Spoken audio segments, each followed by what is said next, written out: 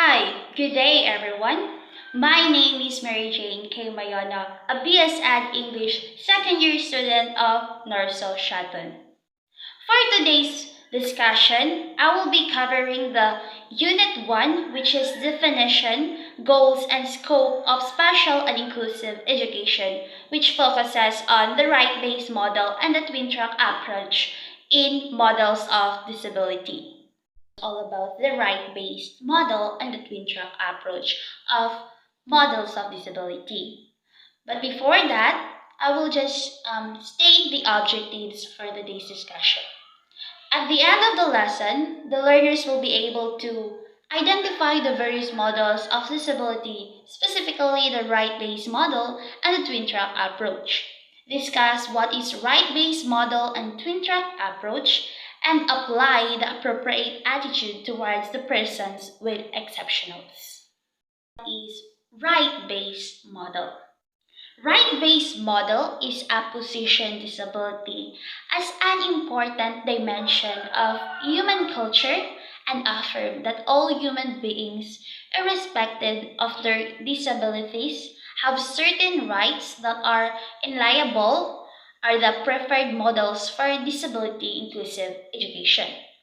So, a right-based approach invests beneficiaries as right holders, creates an avenue for their voices to be heard, and enables them to play an active role in rebuilding and development as opposed to providing support or service on an assumed needs basis and having no say in what action is taken.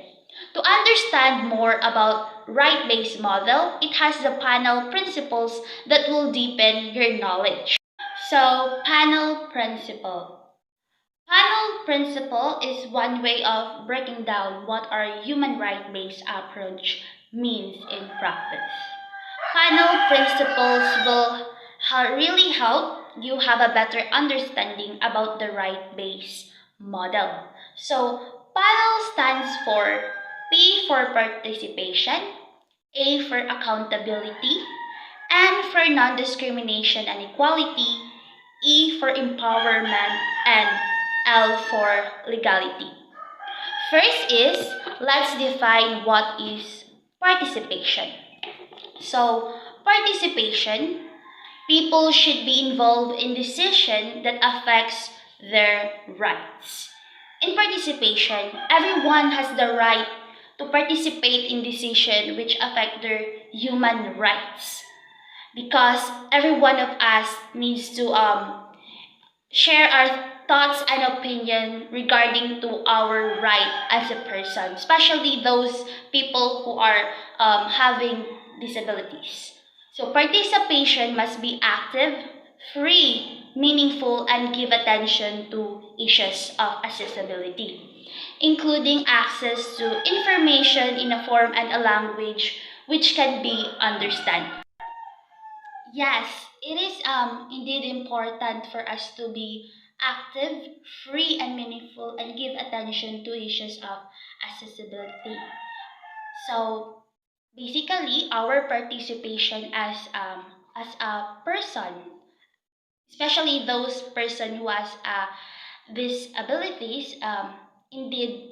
Our voice are powerful in terms of how we conduct our right as a person. So let's move on to the second principle, which is the accountability. Accountability, there should be monitoring of how people's rights are being affected as well as remedies when things go wrong. So it focuses on how our rights are being affected and when things go wrong. In accountability, it requires effective monitoring of human rights standards as well as effective remedies of human rights breaches. For accountability to be effective, there must be appropriate laws, policies, institution, administrative procedures, and mechanism of redress in order to secure human rights. So that is for accountability. Now, let's proceed to the non-discrimination and equality. non-discrimination and equality. All forms of discrimination must be prohibited, prevented, and eliminated. A human right-based approach means that all forms of discrimination in the realization of right must be prohibited, prevented, and eliminated. It also requires the prioritization of those in the most marginalized situation who face the biggest barriers to realizing their rights. So it basically focuses on ability since they are the one that needs to be prioritized in terms of their rights, raising their voices in their rights. Now, let's proceed to another principle, which is the empowerment. Empowerment, everyone should understand their right and must be fully supported to take part in developing policy and practices which affect their lives. It means that individuals and communities should know their right. It also means that they should be fully supported to participate in the development of policy and practice which affect their lives and to claim rights were necessary. So it is raising our voice in defending what is our right as a human being, especially those persons with disabilities. Now let's proceed to the last principle, which is the legality. Legality, its approach should be grounded in the legal right that are set out in domestic and international laws.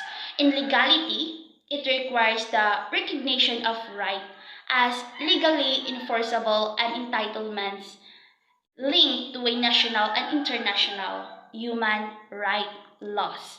So, in legality, legal rights, it means focuses on our legal right that sets in a domestic and international laws, especially those persons with disabilities. So our main focus in this panel principle or the panel principle of right-based approach is the right of those persons who has disabilities, so they should be raising their voices and opinions to defend their right as a human being.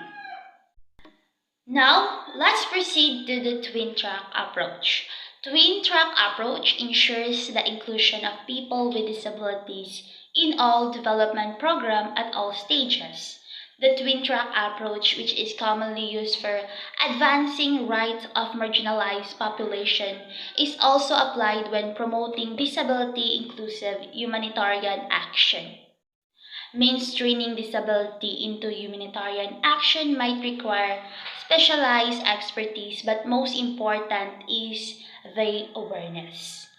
The understanding among organizations that all members of the community have the capacity to be involved in the response and have the same basic needs of protection and relief, including persons with disabilities.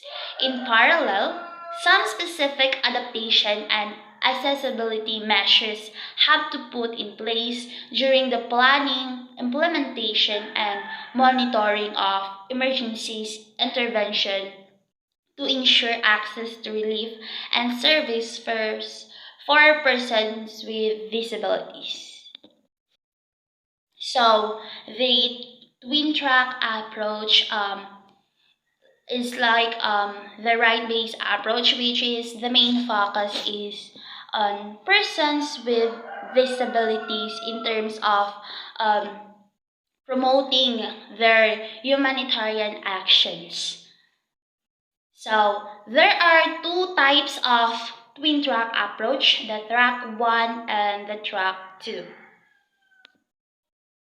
So the track 1, it ensures that people with disabilities have access to their basic needs in all intervention and projects on an equal basis with others in that community.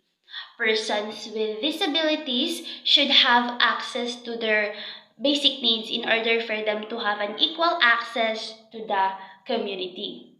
The track 1, or also called as the specific or target programming as it is often referred, includes supporting and empowering people with disabilities, their families, and representing organizations through increasing their access to support service, healthcare, education, livelihood, and social and political activities. This can include the provision of assistive device access to communication tools such as Braille or sign language or right awareness. So, the track 1 enables a service to provide the assistive device to those who need one, especially those persons with disabilities. So let's proceed to the next track, which is the track 2. Track 2, it addresses the specific needs of individuals with disabilities to empower them and improve their situation. This mainly focuses on addressing the needs of the individual, especially those people with disabilities. This track 2, or the mainstream programming, is working to identify and overcome barriers people with disability face with programs that have a broader focus than disability. This includes ensuring all programs and their benefits are accessible for people with disability at all stages, from planning through implementation to monitoring and evaluation. So that is the track 2, or also known as the mainstream programming.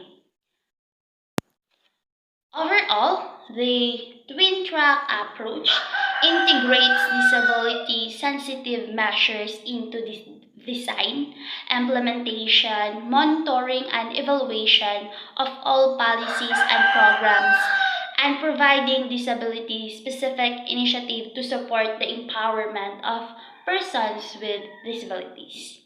The balance between mainstreaming strategy and targeted support should be tailored to address the needs of specific communities, but the overall goal should always be to integrate and include persons with disabilities in all aspects of society and development.